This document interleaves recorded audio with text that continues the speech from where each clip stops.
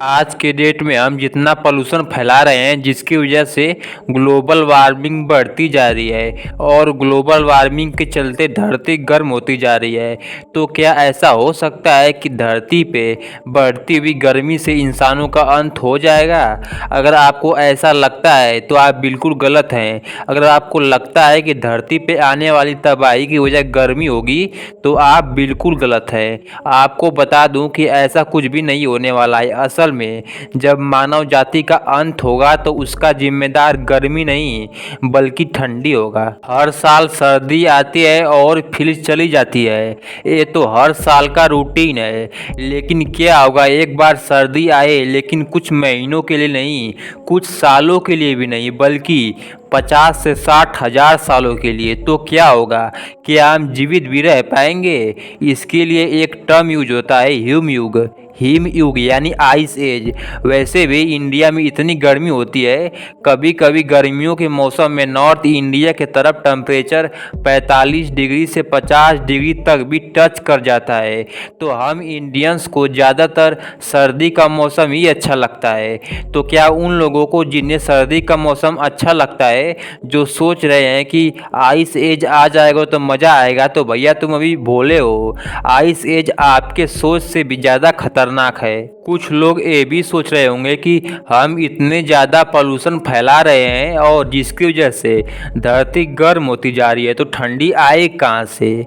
अगर इन सवालों का जवाब जानना है तो हेलो दोस्तों, मैं हूँ अंकित। चलते हैं आज के वीडियो में।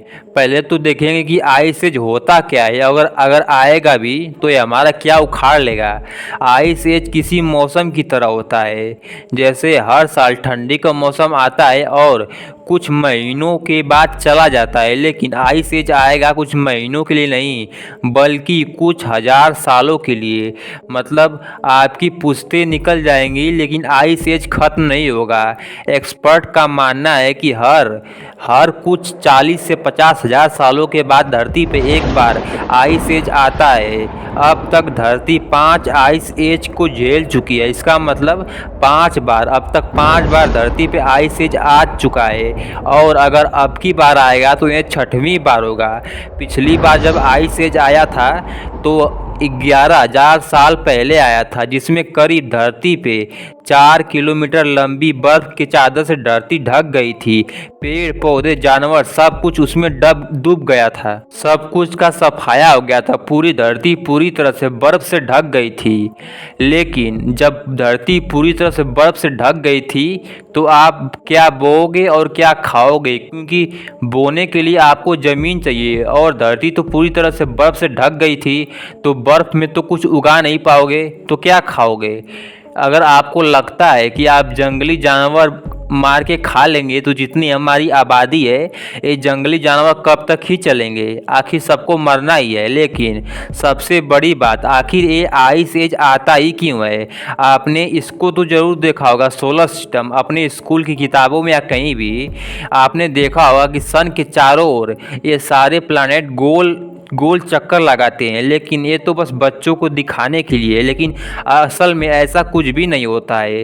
ये सारे ग्रह सन का गोल चक्कर नहीं लगाते हैं बल्कि इलिप्टिकल चक्कर लगाते हैं। इस तरह से ये चीज़ भी काफ़ी कॉम्प्लिकेटेड होता है क्योंकि ये समय के साथ चेंज होता रहता है। जब धरती सन का चक्कर लगाती है इलिप्टिकल ऑर्बिट में, तो एक समय ऐसा आता है जहाँ धरती सन से एकदम दूर होती है और वहाँ सन की लाइट कम पहुंचती है। लेकिन कुछ लोग बोलेंगे कि ये डिस्टेंस तो फिक्स है क्योंकि अभी तक तो हमने जीते जी आइस एज नहीं देखा है। लेकिन असल में ऐसा कुछ भी नहीं है। जो दूरी है सन से इलिप्टिकल ऑर्बिट में, ये बढ़ती और घटती रहती है।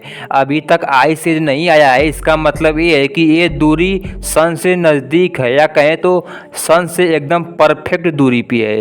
ये दूरी कभी न कभी बढ़ेगी। हालांकि बदलाव आने में ज़्यादा समय लगता है लेकिन आने के बाद ज़्यादा समय तक रहता भी है। हर 93,000 साल के बाद धरती के से जो सन की डिस्टेंस है, जो इलिप्टिकल ऑर्बिट है, वो बढ़ना स्टार्ट कर देती है, जिसकी वजह से आइस एज आ जाता है। अब इसका मतलब ये नहीं है कि हम धरती पे पॉल्यूशन फैलाना चालू कर दें, जिसकी वजह से ग्लोबल वार्मिंग होगी और ग्लोबल वार्मिंग की वजह से धरती गर्म रहेगी। जब आइस एज आएगा तो हमें कुछ नहीं होगा। आप ऐसा बिल्कुल भी नहीं करना, क्योंकि अगर ऐसा हम कर देना चालू कर दें तो आइस एज आने से पहले ही हम इंसानों का सत्यानाश हो जाएगा। देखो, आइस एज कब अर्थ पे आएगा इसका तो किसी का भी पता नहीं है। वैज्ञानिकों अंटार्कटिका पे जाके सैंपल से जल्दी पता लगा लेंगे कि आइस एज कब आएगा, क्योंकि हर कुछ हजार सालों में आइस एज आता ही आता है, एक साइकिल की तरह है। आप कुछ लोग ये भी सोचेंगे कि अगर धरती सन की चारों ओर इलिप्टिकल ऑर्बिट में घूमती है तो एक समय ऐसा भी तो आएगा जब धरती सन से नज़दीक होगी यहाँ पे, तो धरती का जो सारा बर्फ है वो पिघल जाएगा। लेकिन ऐसा कुछ भी नहीं होगा, क्योंकि एक बार जब धरती पूरी तरह से बर्फ से ढक गई तो अगर सन का सनलाइट आएगी भी तो बर्फ उसे रिफ्लेक्ट कर देगी और उतना फर्क नहीं पड़ेगा जितना हम सोच रहे हैं कि सनलाइट आएगा और पूरा बर्फ, पूरी तरह से धरती का बर्फ पिघल जाएगा। इसके लिए बहुत ही ज़्यादा टाइमिंग चाहिए होगी, जो हमें इलिप्टिकल ऑर्बिट में घूमने से नहीं मिलेगा। उम्मीद करता हूँ इस वीडियो से आपको कुछ नया जानने को मिला होगा। अगर वीडियो अच्छा लगा तो वीडियो को लाइक और चैनल को सब्सक्राइब कर दीजिएगा।